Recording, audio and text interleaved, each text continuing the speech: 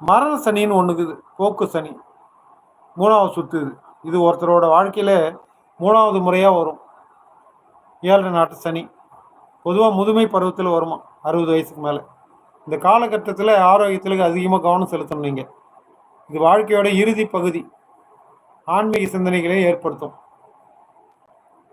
கோச்சார சனி அப்படின்னு இருக்கு. அது பார்த்தீங்கன்னு வச்சுங்களேன், ஒரு ராசியிலேருந்து இன்னொரு ராசிக்கு மாறக்கூடிய நிகழ்வு தான் சனி பெயர்ச்சின்னு சொல்கிறோம். சனி ஒரு ராசியில் சஞ்சரிக்கிற இடத்தை பொறுத்து அதுக்கான பலன்கள்லாம் மாறுபாடு அடையும். சகாய சனின்னு ஒன்றுக்குது, 3வது வீடு. இது நல்ல பலன்களை தரும் உங்களுக்கு. தைரியம், தன்னம்பிக்கை இதெல்லாம் அதிகமாக கொடுக்கும். நீங்கள் முயற்சி எல்லாம் பண்ணுறீங்கன்னா வெற்றிகள் கிடைக்கும் உங்களுக்கு. அர்த்தாஷ்டம சனின்னு ஒன்று இருக்குது, 4ஆம் நம்பர் வீடு. இது தாயோட ஆரோக்கியம், வீடு, வாகனம், கல்வி இதிலெல்லாம் சில தடைகளை ஏற்படுத்தும், சிரமங்களை எல்லாம் கொடுக்கும். இந்த மாதிரி காலம்தான் இந்த அர்த்தாஷ்டம சனி காலம். பஞ்சம சனின்னு ஒன்று இருக்குது, 5ஆம் நம்பர் வீடு. இது பூர்வ புண்ணியம், குழந்தைங்க, காதல் இது மாதிரி போன்றவற்றில் சவால்களை ஏற்படுத்தும் உங்களுக்கு. இந்த மாதிரி காலம் பிள்ளைகள் வழியில் கவலைகள் கூட சேரலாம். ரோக சனின்னு ஒன்று இருக்குது. இது பொதுவாக நல்ல பலன்களை கொடுக்கும். எதிரிகள் தொல்லையெல்லாம் நீங்கும், கடன் பிரச்சனைலாம் தீரும், உடல் ஆரோக்கியம் மேம்படும் இந்த ரோக சனி வந்ததுன்னா. கண்டக சனின்னு ஒன்று இருக்குங்க, 7ஆம் நம்பர் வீடு. இது வாழ்க்கை துணை, கூட்டு தொழில், நண்பர்கள் இது மாதிரி போன்ற உறவுகளில் சிக்கலை ஏற்படுத்தி கொடுக்கும். இந்த காலகட்டத்தில் திருமண தடைகள், மனஸ்தாபங்கள் இதெல்லாம் வரலாம் இந்த மாதிரி கண்டக சனி வந்ததுன்னா.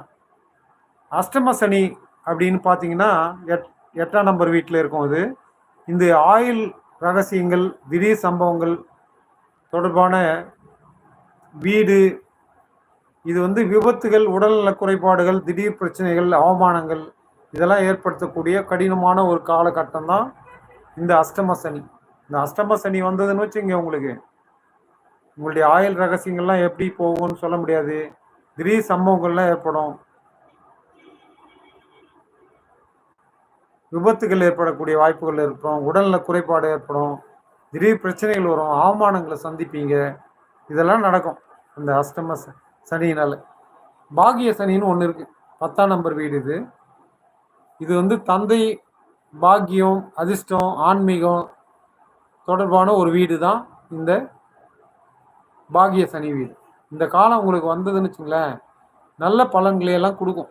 ஆன்மீகத்தில் நாட்டம் அதிகரிக்கும் உங்களுக்கு. தந்தைக்கு நன்மை கிடைக்கக்கூடிய ஒரு காலகட்டம் தான் பாகிய சனி. கர்ம சனின்னு ஒன்று இருக்குது, 10ஆம் நம்பர் வீடு. தொழில், கௌரவம், பேரு, புகழ் இது தொடர்பான வீடு தான் இந்த கர்ம சனி வீடு. இந்த காலத்தில் தொழில் ரீதியாக நீங்கள் என்ன பண்ணலாம் அப்படின்னு பார்த்தீங்கன்னா, சில மாற்றங்கள், சில முயற்சிகள், பொறுப்புகள்லாம் அதிகரிக்கும் உங்களுக்கு. இதெல்லாம் ஏற்படுத்தி கொடுக்கும். உழைப்புக்கேற்ற பலன், ஊதியம் கிடைக்கக்கூடிய ஒரு காலகட்டம் தான் கர்ம சனி. லாப சனின்னு ஒன்று இருக்குது, 11வது நம்பர் வீடு. மூத்த சகோதரர், நண்பர்கள் இவங்களுடைய விருப்பங்கள் எல்லாம் பூர்த்தி செய்வதற்கான வீடு. இது ரொம்ப நல்ல பலன்களை கொடுக்கும். இந்த காலகட்டத்தில் உங்களுக்கு பண வரவு அதிகமாக கிடைக்கும், ஆசைகள் எல்லாம் நிறைவேறும்.